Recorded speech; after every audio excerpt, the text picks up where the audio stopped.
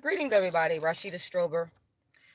I'm the world's first and only dark skin activist. I'm the reason that there is a conversation, discussion on colorism, darkism, and dark skin discrimination because I started the very first platform in history for the eradication of colorism and darkism, and I called it Dark Skin Activism, and I started it in 1998.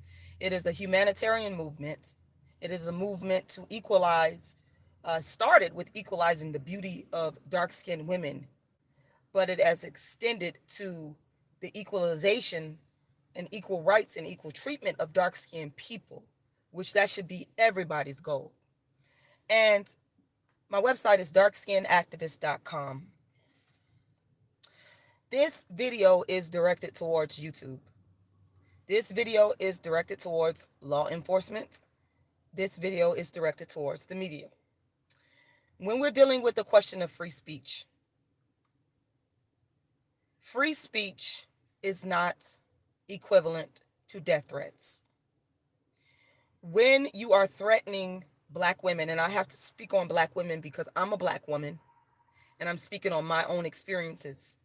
But of course, this applies to any person on YouTube that has been threatened, that a person or a user has used your platform to threaten someone's life.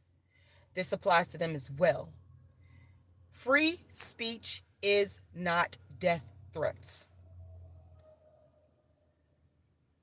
When you are talking about someone, when you are critiquing someone, because a lot of this critiquing is actually hate speech. That's why I want you to investigate this, YouTube. I want you to investigate this, FBI. And to the media, I want you to investigate these claims. I want you to go look at channels, and I want you to look at the videos and the content. And I know some of the videos are long, but if you actually investigated these videos, you will find that hate speech is being cloaked as free speech, and it's not. Free speech is not death threats. You do not have the right to come on to and this is the issue here that we have to understand. The issue is contained within the hate speech, contained within the speech, is death threats. That's not free speech. If death threats, threatening a person, threatening to kill a person, if that were a part of free speech, then there would be a lot of people that would end up dead and people would be committing crimes. That's why we can't say that death threats are a part of free speech. And that's what's going on here. That's what people are trying to do. They're trying to cover up a person's criminal activity on YouTube. They're trying to cover up the fact that a person and people use YouTube to threaten to kill other people, and it's illegal. There is no way to justify death threats as freedom of speech. It's not. There is no way to justify hate speech as freedom of speech. It's not. The most important thing that we must understand, if you don't hear anything else that I'm saying, death threats are not free speech. Absolutely not. We cannot allow death threats to become a part of free speech because we are going to have a violent and even more violent society. We're going to have more people turning up, being harmed, being killed, being physically hurt if we allow death threats to be included as free speech. And that is essentially what some people are doing, whether they realize it or not. They are basically saying, I want my freedom of speech to include the ability for me to come online and, because I don't like someone, threaten this person with death and tell other people to threaten them. That's inciting violence. But why does the standard always change when it comes to Black women? And I know that there's everybody out there is not against Black women. I know there's some people out there that are honest and loving and kind and caring, and I know that I'm not talking to y'all. But I promise you, YouTube and any media and any FBI representatives, if you start investigating this, you will see that this so-called free speech, there's a lot of death threats and there's hate speech. We got to stop this. I'm here to fight against it. I'm never going to condone a person threatening to kill someone because they don't like what they're saying. We're talking about free speech and death threats. And the two don't mix. They don't mix. So let's stay focused on what the issue is. The issue that we're dealing with here is death threats are not a part of freedom of speech. I don't want anybody on YouTube who's had someone come onto a channel and threaten to kill them to think that that's a part of free speech and you don't have any rights, because you absolutely do. I also want to say to those that support me and the victims of death threats and harassment and stalking, I want you to write a letter. The letter should ask for an investigation into certain channels. You could specify those channels for hate speech, for death threats, for harassment, and for stalking.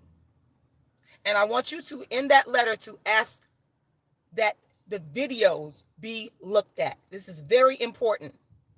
Make sure you ask that the videos be looked at. Even if the videos have been taken down, ask for the investigation to include an in-depth look at the videos. And I know some of the videos are long, but YouTube has the resources to do that. Okay? And I want you to write this letter to YouTube, your congressman or woman, the FBI, and to the media. Okay, the media needs to hear about this. The FBI needs to hear about this. And in terms of investigation, remember what the goal is. We want the videos investigated. We want the channels investigated. There's something called transcribing. Do you know what transcribing is? I'm sure some of you know what I mean by transcribing. We need these videos. Either a person has to physically sit down and watch the videos so that they can hear and see what is being said that is hate speech, death threats, cyber stalking, and harassing. They can hear it and see it. They can only do that if they either sit down and watch the video in its entirety, which I want you to request, or they can have the videos transcribed. And that means simply listening to what is being said in the video and writing it down. So that way there won't be nobody can tell any lies. Because if you don't listen and watch what is said in the video, or if you don't transcribe it, meaning take what's said and write it down, then you're not going to know. That's why we have to call for this specific form of investigation. Because that's how YouTube, the FBI, the media, and our lawmakers are going to find these violations, threats, stalking, and harassment. It's in the video. So I want you to make sure you call for an investigation to the videos. Let's go directly to the source. It's in the videos. And I guarantee you that if the FBI, YouTube, media, and our lawmakers start to actually sit and watch these videos, there is no way that a decent human being is going to allow people with channels and videos that do this to persist. It's not going to happen.